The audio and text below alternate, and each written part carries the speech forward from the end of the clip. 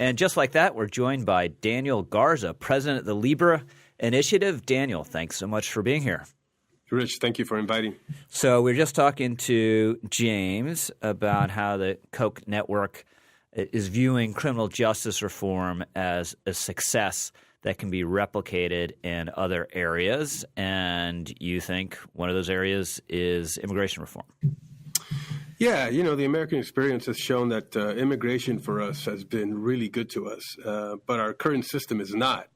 We know that in general, immigrants to be industrious, hardworking, innovative, and they have that entrepreneurial spirit that is very American. And certainly they've contributed to our economy and our military might, and that they've defended our nation with the blood of their sons and daughters. And fundamentally, it's important that we have an up-to-date system that accommodates for market forces. It takes humanitarian need into consideration and keeps families together. So we can have more immigration, a stronger economy, and safer communities. We honestly believe that. And to James's point, to get there, we feel strongly that it's going to require that we use a similar model to the hugely successful criminal justice reform effort, a bipartisan approach where broad-based coalitions are mobilized, right, in a wide effort that steer Democrats and Republicans towards effective, smart solutions and consensus. That's what it's going to take.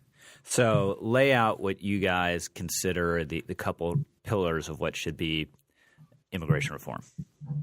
Right. So we say it was market-based reform, and it has to address market forces, that it has to address the cohesion of family, that it has to address also the humanitarian and the refugee crisis sometimes that we have to accommodate for.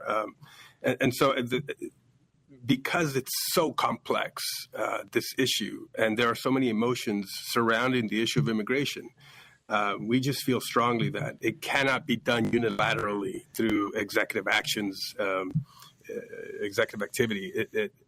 Congress has to step up, and it has to fulfill its role here. So how does the border fit into this? Because obviously a lot of people on the right now are focused on border security, on a border barrier, what the president has made such a high-profile priority, and obviously we had a long government shutdown over it and a lot of contention, now an argument over a state of emergency declared to help build the wall down there. What is your view on how we handle border security? So border security is important because, of course, we get to decide who comes into America. And we get to keep those out, who would do us harm, who would exploit Americans or other immigrants.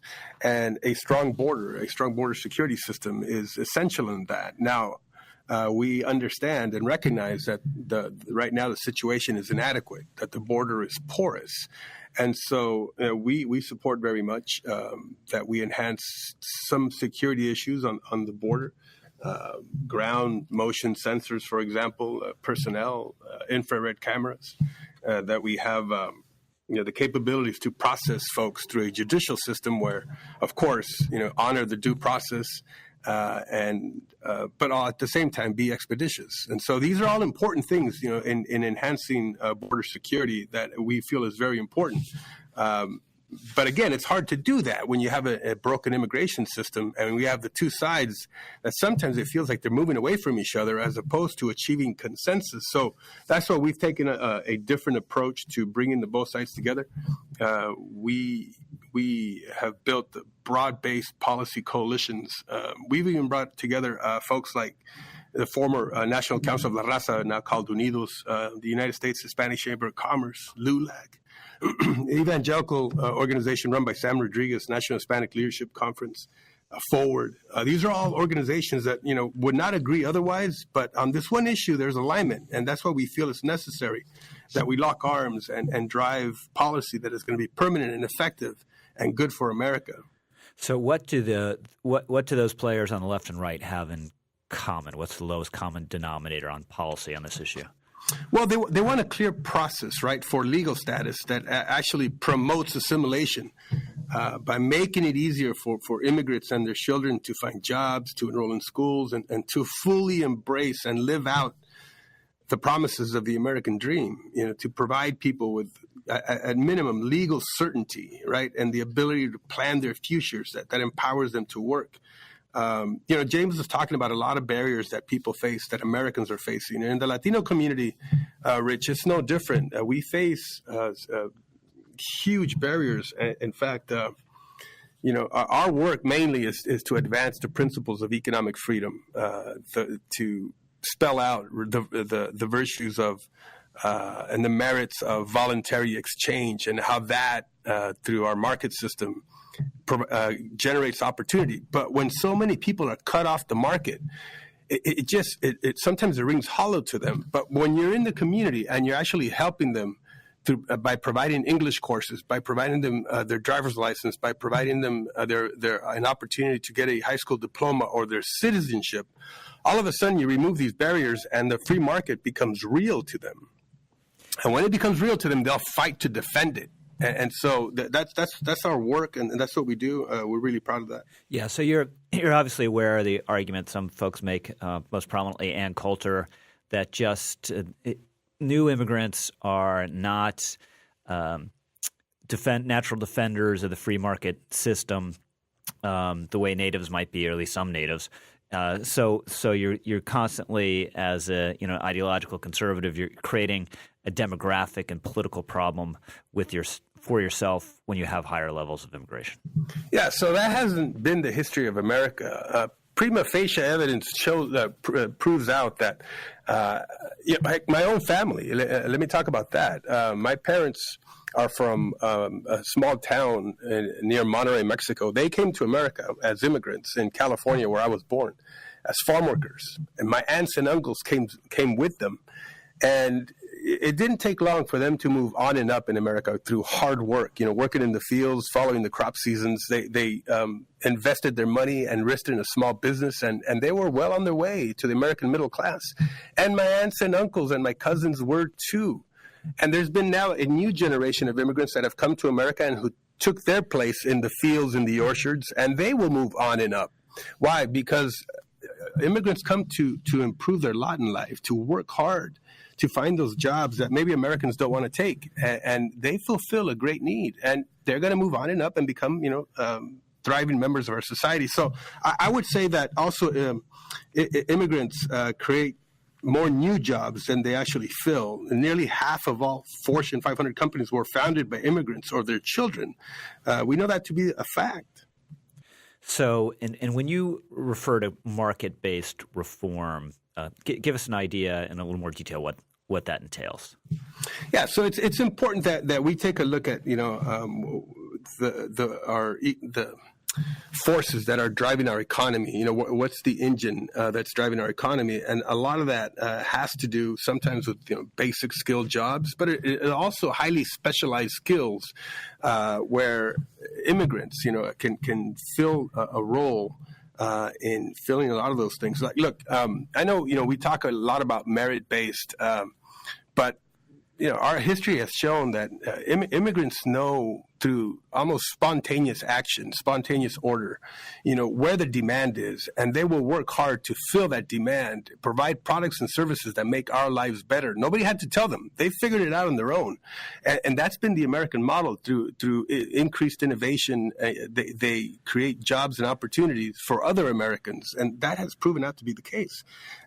So we're really focused on making sure that we address market forces and accommodate for needed innovation that a lot of immigrants can bring through obviously a reform visa system. And where are you on the question of what to do with so-called dreamers? This has obviously been a major issue dating back to the Obama administration, and has played a little bit, at least it did a year or two ago, in the wall negotiations when there was talk of a potential deal trading funding for the wall for a permanent status for dreamers. Yeah, so, Rich, this is where I think we were really driving an effort, one of the few organizations actually that was bringing both sides together on this issue, where we were saying we can have both. We can have reform that is going to provide certainty to the dreamers or those in the DACA community, And at the same time, we can leverage that to fulfill a priority of this administration, which was enhanced security. And we did that through a major marketing and communications effort that included television and digital ads, direct mail, and grassroots mobilization across the country, mobilizing Latinos who are, pro-free market. We brought in 40 kids from across America a lot of them were conservative DACA recipients who believe in the American dream, who believe in limited government, who believe in voluntary exchange, and who defend these principles. And we brought them for a lobbying day on the Hill that was highly successful. At the same time, we've also organized a lot of policy forums across the country, advocacy events, like I said, on the Hill. We've done petition letters where we had over 80,000 signatures in support of DACA legislation. And we have been supportive of policy champions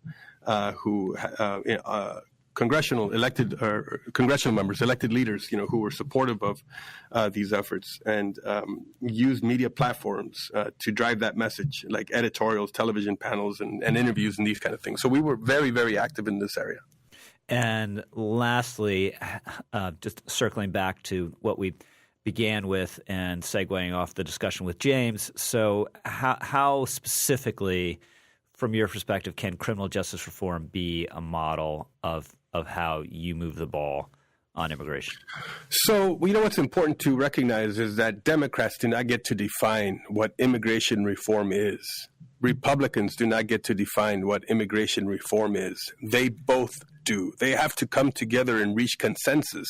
And what it's also going to take is a broad-based coalition of organizations that can prompt or start to steer both parties towards a consensus, to let them know that you have to accommodate for the concerns and the interests and the desires of the other side when you're driving legislation. I mean, there's going to be some legislation moving real soon, and we need to make sure that as a community that we petition our elected leaders to say, come together, move towards consensus, instead of it just seems like when they're getting close to something, they start receding to their base, and that has not proved successful. What has proved successful, like criminal justice reform showed, is where both sides move from their fixed positions towards a place of agreement. Great. Daniel, thank you very much. Thank you so much, Rich.